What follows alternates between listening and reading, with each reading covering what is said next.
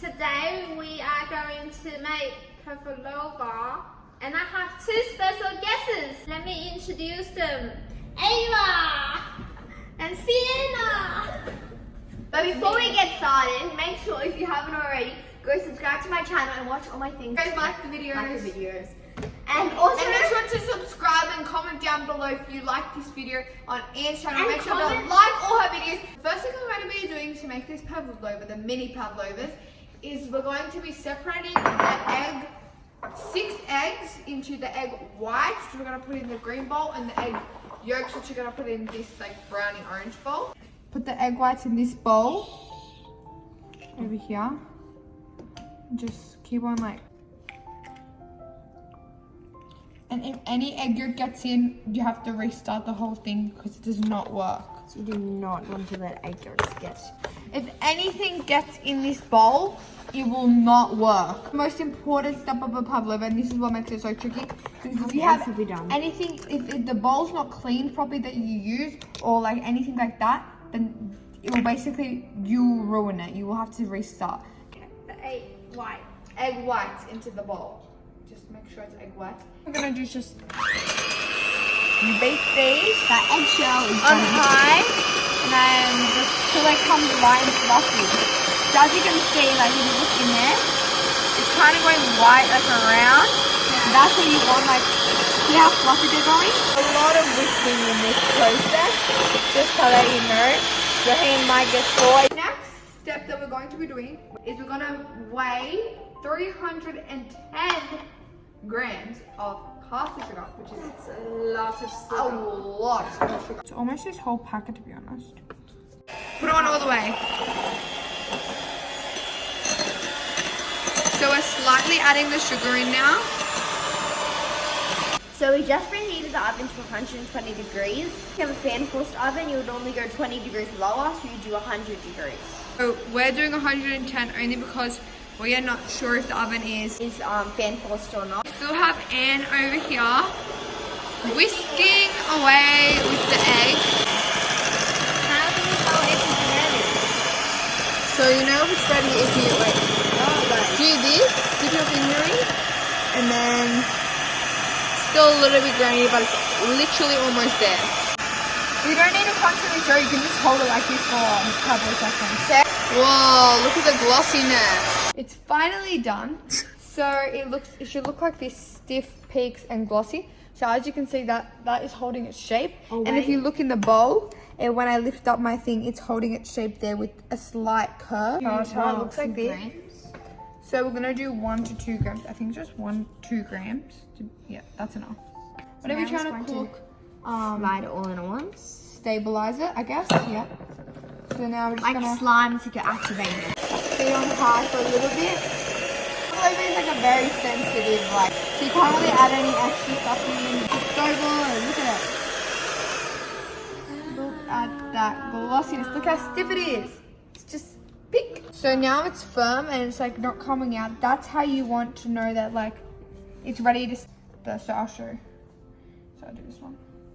So you just scrape it off and put it onto this shape like that, and then just spread it out to create the circle.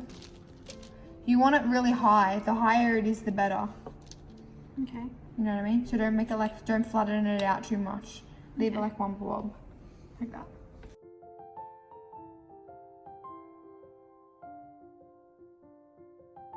They look like this.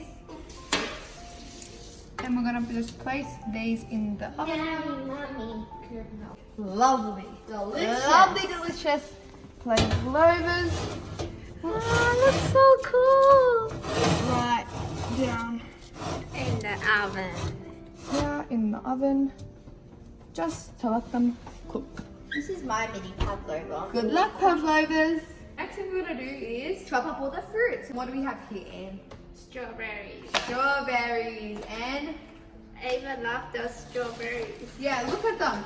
It's like bright red we and have- juicy and like Oh. And we have cherries, but those are to eat. Next thing we're gonna do is cut the fruit. So Michael's here. we're gonna skin them.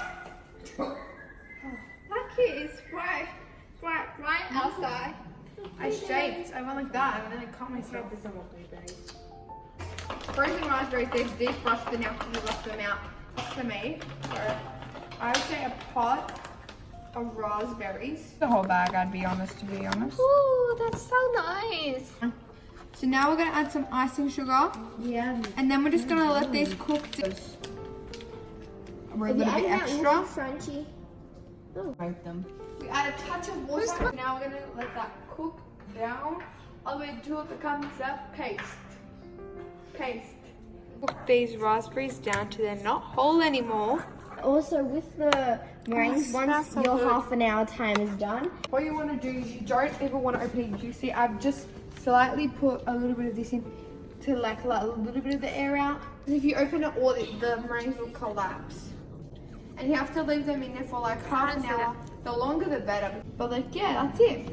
okay, I'll share with Wolfie. Don't be a brat. It's now been half an hour, so we're gonna open the oven. So we left the oven like this, with this in there like that, for half an hour, just to the air slide to cool out. Then now we're taking them out of the oven, and they look like this very good, but they're very fragile, And you can just cover them with cream. and they're very thin, as you can see. So they have a lot of marshmallow in them, and not a lot of. So the girls have left me to finish this pavlova by myself. First, I'm going to add some whipped cream. And then I'll put some blueberries around it. Some strawberries, a lot of strawberries. I'm going to go crazy with the raspberry paste.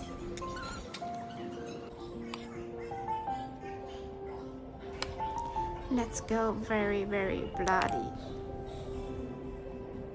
Okay. That looks pretty good, isn't it? Moment of the truth.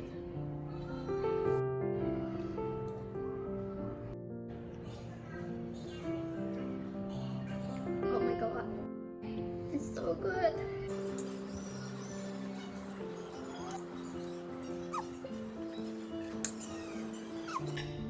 I don't even usually eat dessert. And I finished that! Now I should walk it off.